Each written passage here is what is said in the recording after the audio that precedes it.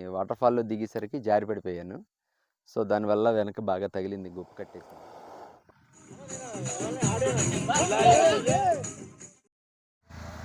Welcome back to my channel.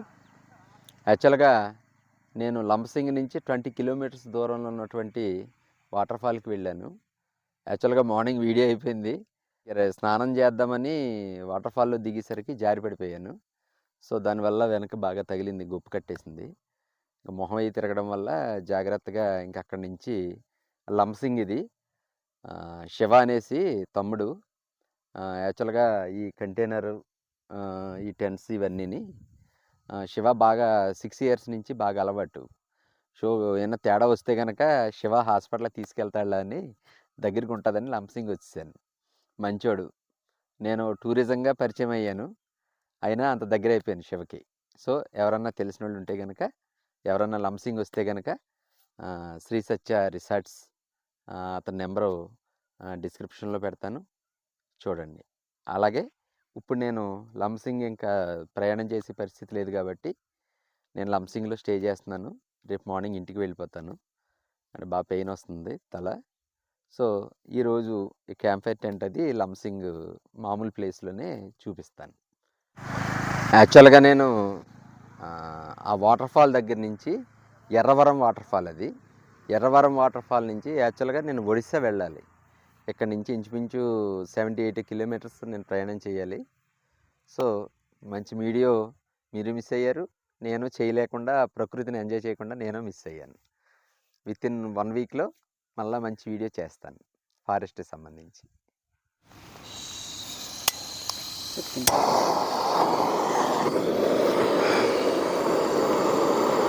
మా శివ వాళ్ళ cousin అనమాట. ఇతని పేరు కూడా శివ. కజిన్ అప్పచెప్పాడు అనమాట. నాకు ఈ వేళంతా ఈ శివ హెల్ప్ అనమాట నాకు.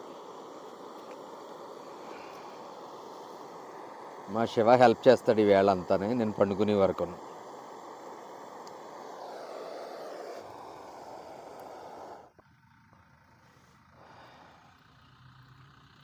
Camp fire start.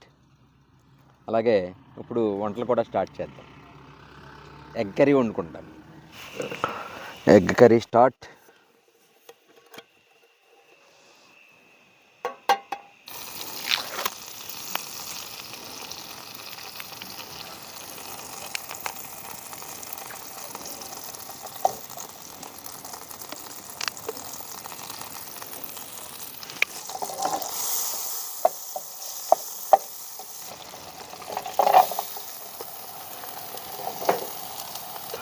లంబసింగ్ చాలా ప్రశాంతంగా చక్కగా మంచి చలిగా చక్కగా ఉంది. యాక్చువల్ టెంట్ ఇక్కడ వేసుకుందాం అనుకున్నాను. దెబ్బ వల్ల ఎక్కువ మంచులో ఉండొద్దు అన్నారు. సో, అందుకనేసి మర్యాదగా వెనక్కి కనిపించి రూమ్లో కంటైనర్లో హ్యాపీగా నిద్రపోతాను. 10 ఫుడ్ తినేసి చక్కగా నిద్రలోకి వెళ్తాను. 10 వరకు మా తమ్ముడు నాతోటే. లంబసింగ్ జనాభా ఎంత తమ్ముడు? 300 ఉంటారా? 300. సరే తమ్ముడు, ఇక్కడ ఈ టూరిజం ప్లేస్ ఒక 5-6 సంవత్సరాల క్రితం టూరిజం బాగా డెవలప్ అయింది ఇక్కడ. అంతకుముందు ఇక్కడ ఏం చేసేవారు? పసుపు పంటలు ఎక్కువ పట్టించుకునేవాళ్ళు.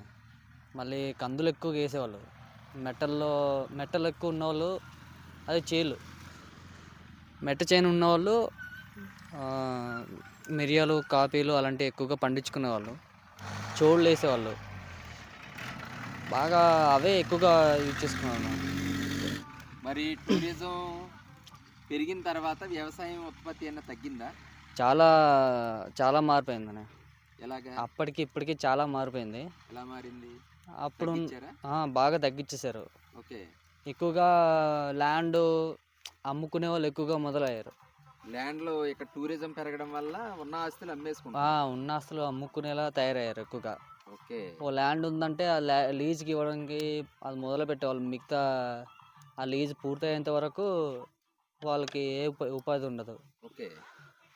మళ్ళీ ఏంటంటే ఆ ల్యాండ్ మళ్ళీ తర్వాతకి పనికిరాదు. ఇంకా అది ఏదో పండించుకోవాలంటే అక్కడ ఉన్న ఉంటుంది కదా సారం అంతా పోద్ది, పైన లేయర్ మొత్తం తీసి పారేస్తారండి. ఓకే. దానివల్ల పంట మరి ఇప్పుడు పెద్దగా ఇక్కడ స్ట్రాబెర్రీ అన్నీ ఉన్నాయి కదా, అవును. ఇక్కడ మీ లంబసింగిలో ఉన్నటువంటి గ్రామస్తులు ఎవరన్నా పండిస్తారా? బయట నుంచి వచ్చిన వాళ్ళు బయట పండిస్తారా? నుంచి వచ్చి పండించే వాళ్ళు ఎక్కువగా ఉన్నారు. ఏ మీరే ఎందుకు పండించరు? ఇక్కడ అంత అవగాహన ఎక్కువ పెద్ద లేదు ఎవరికి కూడాను. ఓ, ఆ. సో ఇక్కడ స్ట్రాబెర్రీ, డ్రాగన్ ఈ పండించే వాళ్ళందరూ బయట నుంచి వచ్చి బయట నుంచి పండించే వచ్చి వాళ్ళే. పండించే వాళ్ళు ఇక్కడ స్థానికంగా ఉండేవాళ్ళు ఎవరు పెద్దగా లేరు మీ ఉత్పత్తిని పెంచుకోవట్లేదు. అస్సలు. బయట నుంచి వచ్చి వాళ్ళు చేసుకోవడం అంటే చేసుకుంటున్నారు. ఇక్కడ వాళ్ళకి పెద్దగా అవగాహన అలాంటి ఇది లేదు. టూరిజం పెరగడం వల్ల బానిసత్వం పెరిగిందా ఇక్కడ? ఎక్కువగా పెరిగింది. ఆ? బానిసత్వం ఎక్కువ పెరిగింది. రేపు పొద్దున పనికి వెళ్దాం అన్నవాడు కూడా ఈ రోజుకి ఇదైపోతున్నాడు.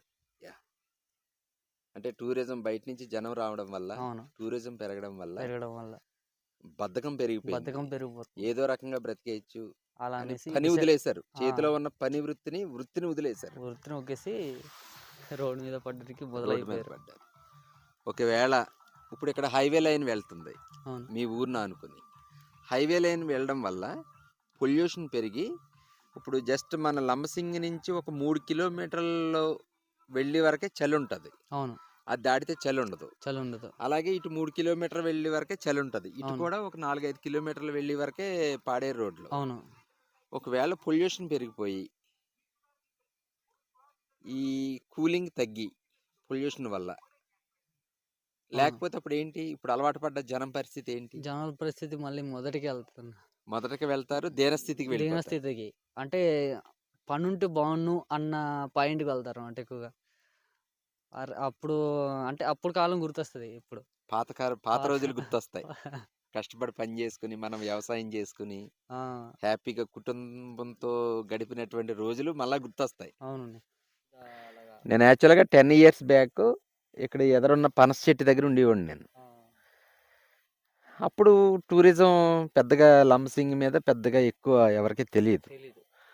ఆ టైంలో కామన్గా ఉండేవారు. అసలు అది చాలా ఆశ్చర్యంగా, మేము టెంట్ వేసుకుంటే ఆశ్చర్యంగా ఉండేది చూసి వాళ్ళకి. వచ్చి అడిగేవారు, బాబు ఎవరు మీరంటే, సరదాగా ఇలా వచ్చాము ఇక టెంట్ వేసుకున్నామని చెప్పేవాళ్ళు. కానీ యాక్చువల్గా ఇబ్బందే, కొన్ని మైనస్లో కొన్ని ప్లస్లో. కొద్ది గొప్ప డబ్బులు ఉన్న వాళ్ళకేమో ఇలా వ్యాపారాలు పెట్టుకుని డెవలప్ అవడానికి బాగుంది. అవకాడో ఉంది. అవకాడో ఉంది సార్. అవకాడో మీరు లోకల్ 15 సంవత్సరాల క్రితమే గవర్నమెంట్ అవకాడో చెట్లు పంచిపెట్టింది అందరికి. అవును సార్. పాడేరు ఈ పరిసర ప్రాంతాలు అందరికి. అవును సార్. మరి అవకాడో ఎందుకు డెవలప్ చేయరు? అవకాడో బాగా పండుతుందిగా మీకు. అది 3 years నుంచి దాని మీద అవగాహన వచ్చింది సార్. ఇప్పుడు అవగాహన వచ్చిందా? అవును సార్. అంటే 15 సంవత్సరాలు వచ్చినప్పుడు మొక్కలు నరికేసారు. మామూలుగా నరికేసే పనికిరావు అనేసి.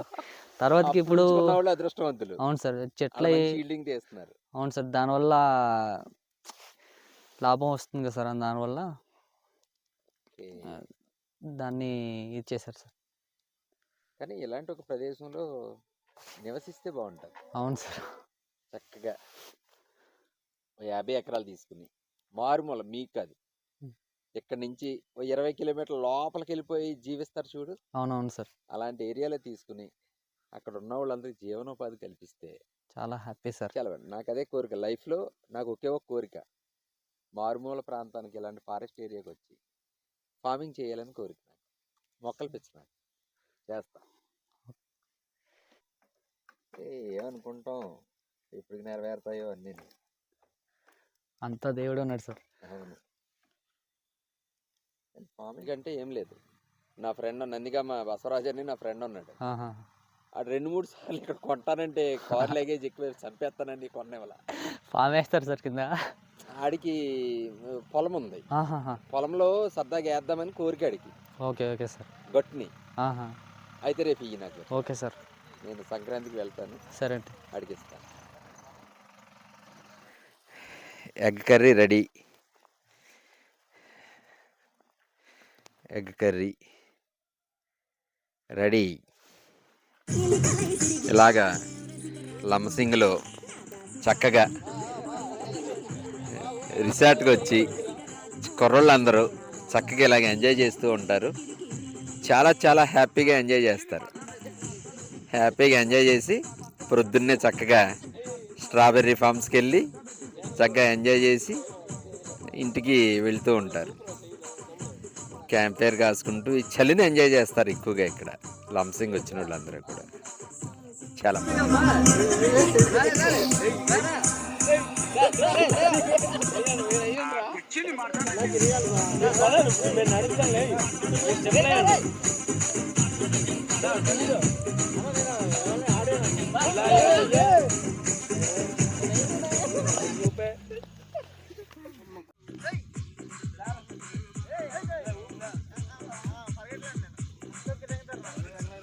క్యాంప్ ఫైర్ దగ్గరికి వచ్చి కుర్రోళ్ళు చక్కగా ఎంజాయ్ చేస్తున్నారు. బా వీళ్ళ మందు తాగని బ్యాచ్ వీళ్ళు అందరూ, అందుకనే స్లోగా ఉన్నారు. సాఫ్ట్ బ్యాచ్ అనమాట ఇది అంతా.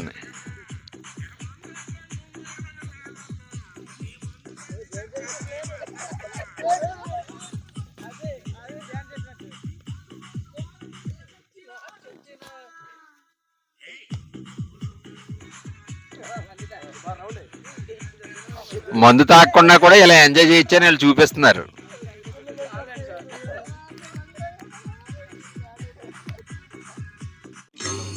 నా రైస్ ఈజ్ కంప్లీట్ అవుతుంది.